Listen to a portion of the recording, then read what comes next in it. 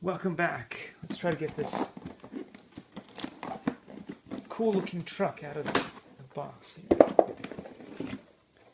They say this is 10 scale. It's more like 9 scale. Oh no. Just kidding. Just kidding. It's pretty cool. It looks really cool. I mean, the tires and everything. This thing looks way cooler than it did in the pictures. Let's unbox this part here and see what's going on. Wow. The motor looks smaller than I expected, but I'm sure it's going to be just fine. Has some nice shocks that don't make a lot of noise, unlike the Arma I just reviewed. So that's good. Servo seems rather weak, but we'll have to see. And Dean's connector. Yeah. Likey